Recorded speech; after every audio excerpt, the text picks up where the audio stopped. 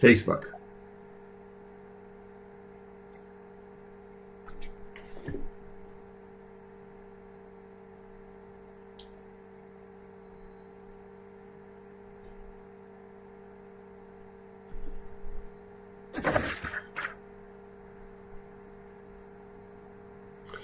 Well, good day, everyone. Thank you very much for joining us. This is another Meet the Gurus, and as many of you know, this is a Meet the Gurus dedicated to technology, business, and entrepreneurship, and way these fields have converged. It is a program sponsored by Starweaver and devoted exclusively to spreading ideas, knowledge, and insights in short form, less than 30 minutes. We're distributed, as many of you now may be experiencing, on YouTube, Facebook, Spotify, Apple, Google, and others. Thanks for tuning in. I'm Paul Siegel, your host, and today we have Peg Drummond, a guru in many fields. But Peg, welcome. Good morning. Good morning, everybody. Thank you very much for spending the time, Peg. It's really a pleasure to have you. And today's topic, which will continue differently from last time, but this one will be called Teams Gone Wild. And it's really about getting your team back on track when a team meeting is kind of gone off track and is dysfunctional and all sorts of things are happening, all of which we have lived through painfully. So tell us a little about yourself first before we jump into that, so we get a good sense of who you are, your experience, and where you got to where you are. Yeah, you bet. Thanks. So I started facilitating meetings and teams and doing training back in 1997. I started a company called Super Teams then, dedicated to the people side of business. So we know that there are two sides to every business or team, that tech side, that is what your business does, and then the people side, who is doing that business. And our focus at Super Teams is on the people side of business. So I've been facilitating, like I said, for quite a few years now. And the topic of Teams Gone Wild comes up all the time. I'm sure many of your viewers have been to meetings where they just want to poke their eye out, screaming inside their head, hopefully only inside their head, not out loud, but have heard of those kind of meetings too. That'll just take your whole project, your whole team off track, really a buzzkill for morale, and enthusiasm. So that's what I focus on, and my team, on making meetings and teams better. So let me recount the story that I went through. I won't tell you when and where exactly, but it was a board meeting, and one of the board members just decided to rain on the whole meeting. What I mean by that is just dominate the meeting, decide that the only thing, I'm going to say he because it is a he, decided to do was to tell us how things should turn, right, left, up, and down, and to be respectful to them at the same time, not derail everyone. And everyone was dead silent. No one made any comments. What do you do in a situation like that? Yeah, it's tricky. Did I hear you say that person was one of the higher level people in the meeting? He was a board member, and he wasn't being constructive. It was some sort of more like it was a discussion where he was telling us how wonderful he was, but wasn't contributing really even to the point of the meeting. It was just being destructive. Yeah, I'm guessing there are others out there cringing, having lived through similar experiences. Exactly. Part of what happens in those scenarios is that typically there's not somebody who has been a designated facilitator. And if you don't have someone designated in that role, right, where there's many roles that make teams work. And in meetings that go wild, go off track, we hear that there's usually not a designated facilitator. So if you think of the analogy of all of you on a whitewater rafting trip together, and there's nobody sitting on the frame holding on to the oars, steering you through those rapids, things go crazy. And that same analogy applies to meetings. So in the scenario you're talking about, I'm wondering if no one is the facilitator, or the facilitator doesn't have skills, who says what, right? And so in that setting, I would encourage people to pipe up and say, well, I wonder what we could do now? How do we move forward now? So somebody take the oars and you ask open-ended questions. Well, there was a facilitator, but I think no one knew what to say because everyone was looking. It was an evaluating a project, and everyone was looking to find the ways to make the project work. And this contributor was talking about how it wasn't like, let's figure out how to make this work. It was like, this is wrong, this is wrong, this is wrong, and this is wrong. And then when you're done with seeing that those things are wrong, there are 5 more things that I want to point out that are wrong. So there was I think the facilitator just had no idea how to grab the reins back, is what I'm trying to say, maybe. That there was not, a way, it didn't seem very clear. Maybe this is kind of the cringeworthy experience that you talk about that often people run into an experience in meetings. The question is, how do you do that delicately without, insulting the person who is that speaker?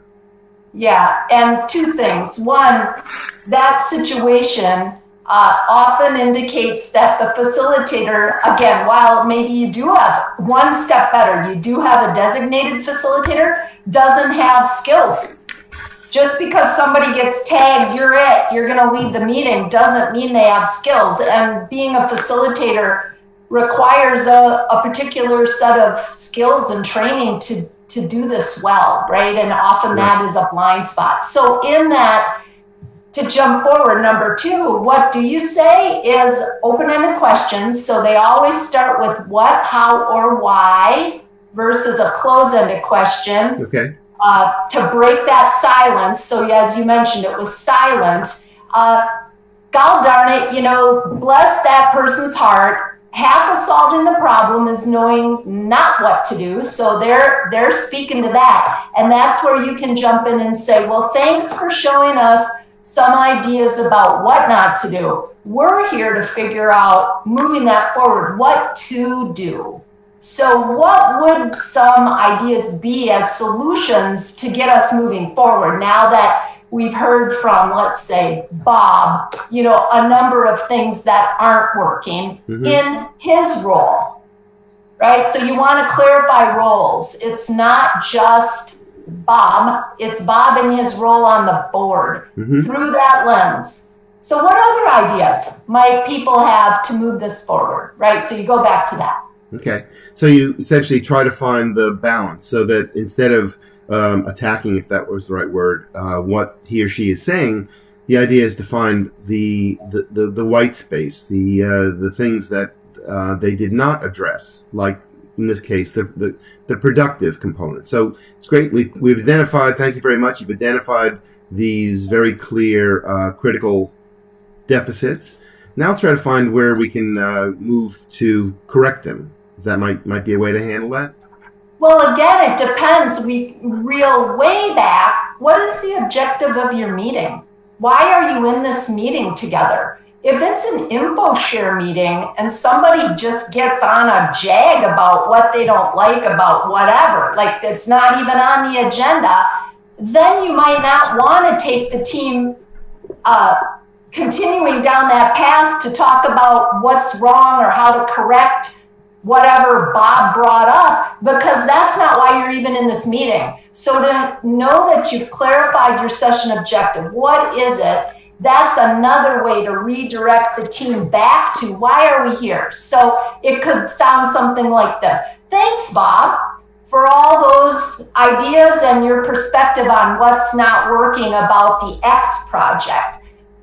And I want to make sure we don't waste a minute of anybody's time. What our objective here today, if you look at our session objective, is to talk about the ABC project and what we need to get out ahead on and plan about. So how about we put Bob's ideas and concerns about X project over here on the parking lot and get us back right on track.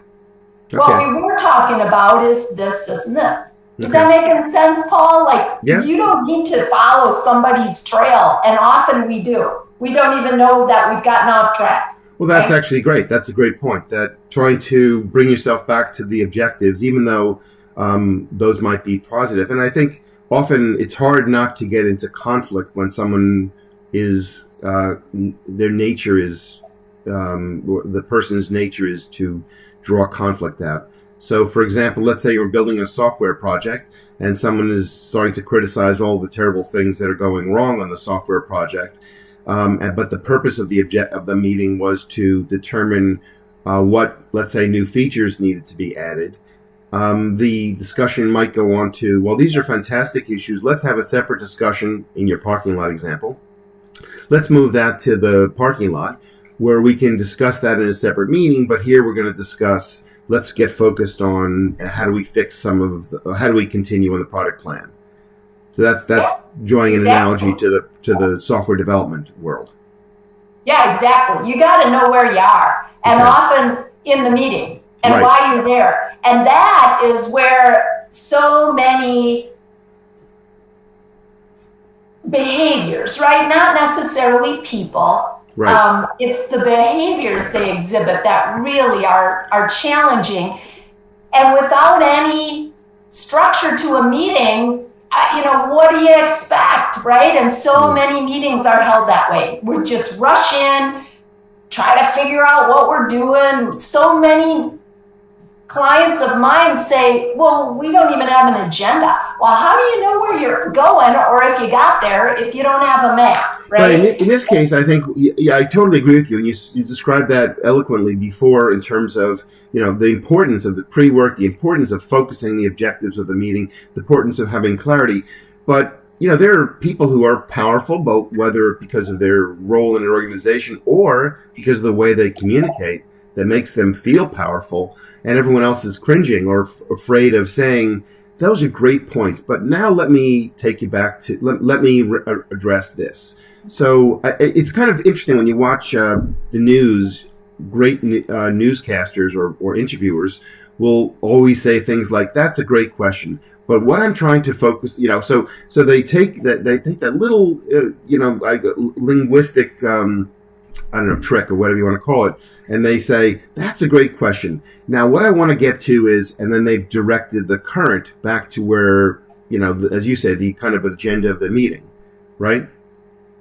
And that's something that most people are afraid of doing. And I think everyone, it's kind of funny. I think, would you say that most people who witness someone grabbing the reins, if you will, or taking the current and steering, appreciate that? At the end of the day, people will approach you and say, I'm so glad that you took the reins in that meeting. It depends. So here we're going to peel back even further. When we spoke on our last Gurus, we did talk about pre-work. And if your audience was able to hear that, we discussed the importance of pre-work as a prevention step. And that's how this connects, that first segment to this segment. People will appreciate anybody saving them time if they're in a meeting that's off track. However, when you have the authority and the agreement and the heads up that is your role, and this is what you'll be doing in a meeting as the facilitator to keep the team on track, then there's so much more ease and sense of direction given by that authority. In order to get the authority as the facilitator and your role, that happens in the pre-work before the meeting. So you go talk with key people and have interviews with them, letting them know, here's what I'd like to do. I know you don't have a minute to waste. You're busy. In my role as facilitator, here's what I'd like to propose as a way I would add some structure in my role, right? It's about roles, not personal preference. So it's roles and responsibilities on a team and to describe what those are. I'll make sure we stay on track. I'll make sure our session objective is agreed to. The team knows why they're there. The steps that we're going to walk through to achieve the objective, which is the agenda. Some agreements set up. One of them, respect the speaker, so forth. You go through the five, we call them the 5 pillars of agreements that cover most every kind of dysfunction you're going to get in a meeting. And then how will we make decisions if this meeting is a decision-making kind of meeting, and then a parking lot. Mm-hmm. So those are the structures that the facilitator, a skilled facilitator, brings to the party, so that in the meeting, if somebody's going off track and it is the boss, there's been a heads up for that person. So there's some ability and space for the facilitator to say, excuse me, friendly reminder, as we discussed in our pre-work, we want to make sure we're staying on track. Mm-hmm. And right now, what we're talking about is not on our agenda. I'm wondering how everybody feels about that. Is this something we have to discuss right now? Or have we perhaps just gone off track a little bit? Mm-hmm. And you'll see people go, no, we just went off track. Okay, let's put that on the parking lot. We don't want to miss that. We'll get back to it. And where we left off was item B on the agenda, right? You bring people back. With that kind of heads up, people feel less on the spot, embarrassed. They don't feel like they have to go into conflict as much with each other, because mm-hmm. there's actually somebody guiding this boat. Yeah. But many, I mean, you know, there's an ideal circumstance is someone who's gone through training with you. They've understood the structure of the pre-work and the planning and the role of a facilitator. Many of us walk into meetings that, you know, none of this has been set down, right? So, and frankly, it may be a meeting that that your head's going to explode but you do feel like you want to get something out of it. You don't want to feel like you're completely wasting your time. It takes a little bit of chutzpah. It takes a little bit of guts and gumption to say, can I suggest? So what are there ways? I mean, you know, I just camp with, can I suggest? Or are there other kind of conventions, verbal conventions, where someone can say, I love where this point that was just raised. However, I think it might be a little off track to the purpose of the meeting, which I understood to be ABC. So, is there, ways of being, instead of taking a meat cleaver to the problem, maybe a surgical, knife, and saying something like, I tried to just explain. So, are there other verbal conventions that you can recommend to people that you kind of just give us a list of, or give us some examples? Because I think that's very intimidating, at least to people I know. Yeah, think of it in the context of merging on the highway. So you get on the on-ramp, and as you're doing that, one could just stay at 40 miles an hour and just go on your own, and everyone else has to adjust around you. Or you come on that on-ramp at 150 miles an hour and everybody's same outcome, right? So when you're going to merge in a meeting, you pay attention to what's going on around you, right? First of all, is this the time, if I'm going to put myself out there, to do so? Okay. Self-preservation first. Put your mask on first before helping others. Right. Then I would suggest you think about entering and merging using the 3 C's, the letter C, the 3 C's. I'm curious, I'm confused, I'm concerned. That's a nice way to merge in. So somebody's going off track, you can go and you use the nonverbal communication as much as you can. Use your face to set the tone. So as you said, it's not a meat cleaver. You're not wanting to argue with them about it. If this is on track or not, you're curious. So you say, hey, I'm curious, everybody. Well, I heard us talking about A, and that's what I noticed on the agenda. And now it sounds like we've gone off maybe on a different topic. Just check in if I know we want to stay on track, yeah? Okay, so curious is one way. I like that. Okay. Yeah. What is the 2 other C's you used? Yeah, you hear somebody say something that absolutely is not how it's going. So a little different scenario. Or that's not the information you were given. Okay. So you go again, merge on in. Hey, everybody, just checking in. I'm confused. What I just heard, so again, not what Paul said was, yeah, and that is wrong, because this is right? We're just setting up this. Right, Instead, Merging. Got it. Hey, I'm a little confused. What Right. I heard about the data was this, and my understanding is this. Mm-hmm. How do we close this gap? Hmm. What's the gap? It sounds good like point. a gap here. Fill me in. Excellent point. So right here, and again, if you hear something that you know is like, no, we can't do that, it'll go sideways. I'm concerned about what I'm hearing, and this is why. My understanding is, and what I'm hearing is, help me with this gap. I'm concerned. So it's curious, confused, and concerned. Those are great. That's a great also mnemonic in some ways, right? CCC.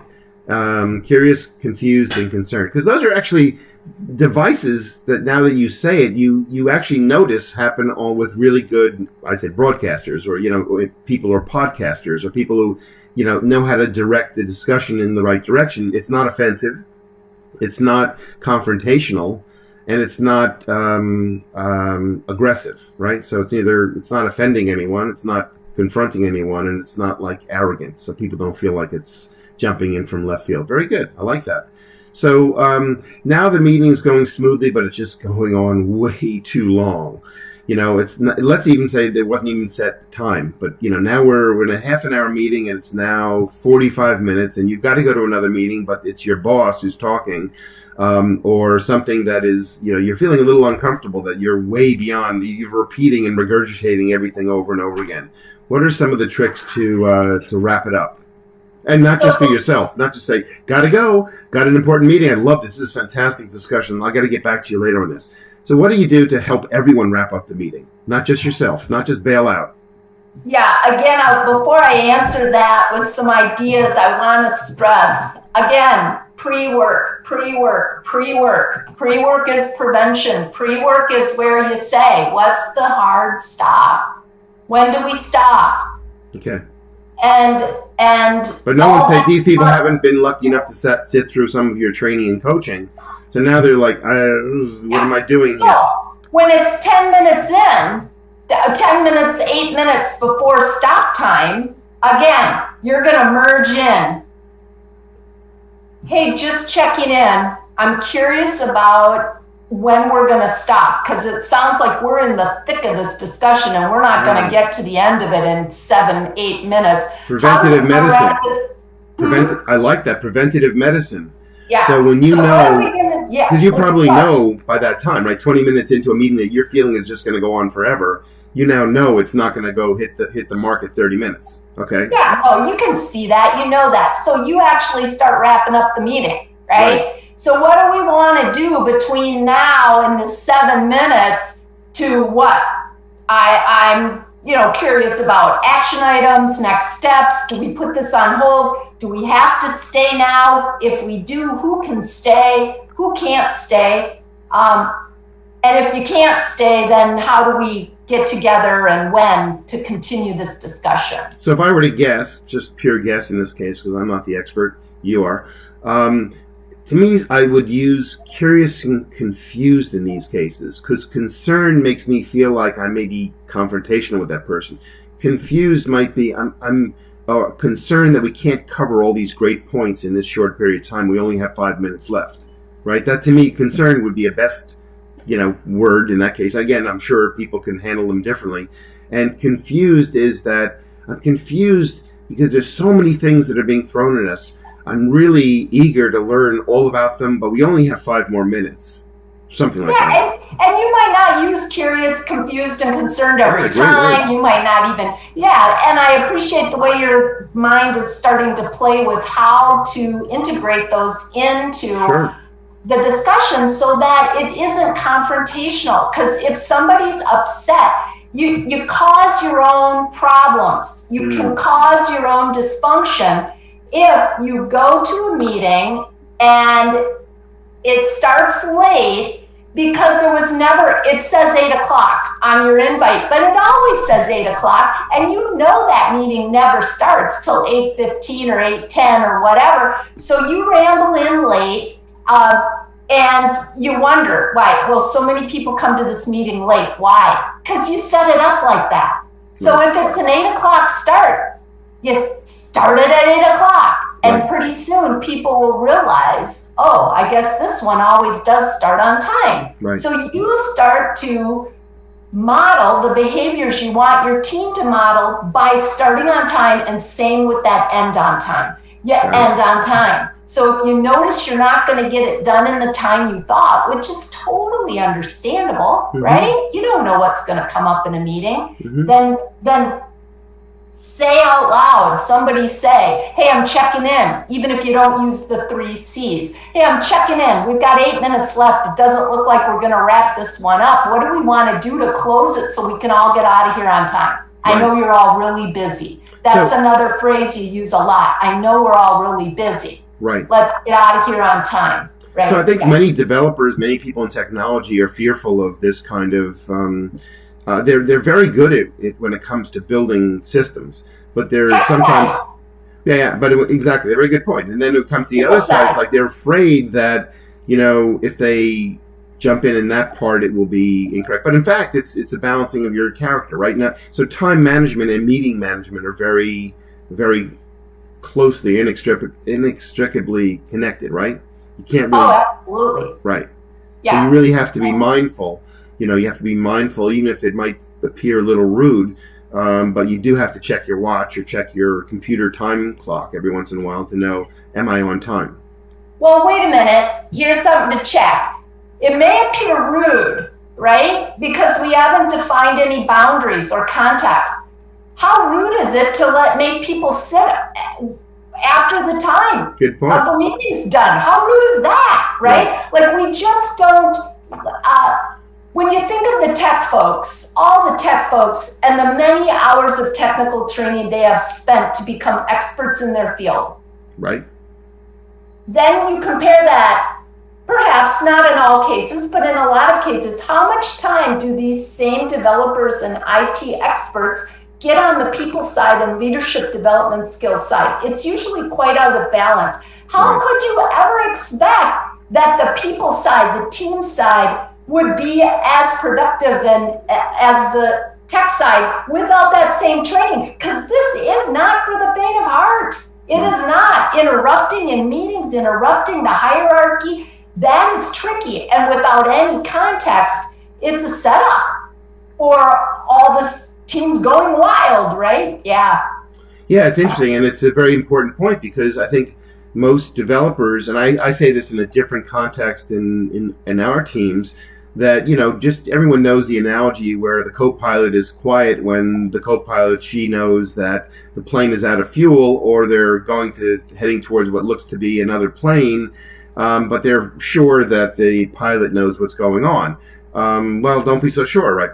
Because in fact, that is often not the case, and maybe often, I'd say often is probably just a nice way of saying more often than not. Because more often than not, the pilot needs to be able to communicate to the co-pilot, I need to have you have my back. I need you to be the proactive verbal one. And I think that's hard for people who don't come from an experience or a background of being verbal. Yeah, well, and the expectation that there's some hidden, invisible agreement that we would say, there's the mountain, don't steer into it, when we've not overtly had those conversations, right? Like, it's all invisible unless we talk about it and make it visible. And to have those conversations require a skill set. Just like whatever you practice, you get better at. So if you're really good at the tech side, of course you are. The people side skills, same. Practice, practice, practice. And the people side skills, I mean, as any person who's been in technology for long enough, and long enough doesn't need to be more than a year, needs to realize that is part of their, not only career advancement, forget about it. Let's assume for a second you want to be a developer in software development your entire life, or a systems administrator your entire life. In order to even be successful in that role, you need to be able to communicate boundaries, right? You need to be able to communicate sort of what you need to do your role well, what you need to have other people doing. And so, in a sense, regardless, you need these skills, whether you want to be in the same role or you want to manage others. Well, I'm biased. I'll say I'm biased. And in my subject matter area, which is the people side, I would say without those skills of facilitating versus my own needs, how do I find out the rest of the team's needs? What are our agreements as a team? Because everybody's needs are going to be a little different. That's where we have performance go, off the charts when there are the skills, the facilitation and leadership skills to be able to connect with each person on the team, interview them, get together, decide the we about our team, not just the me. And so the we of our team, what does that look like? How would a high performing us look?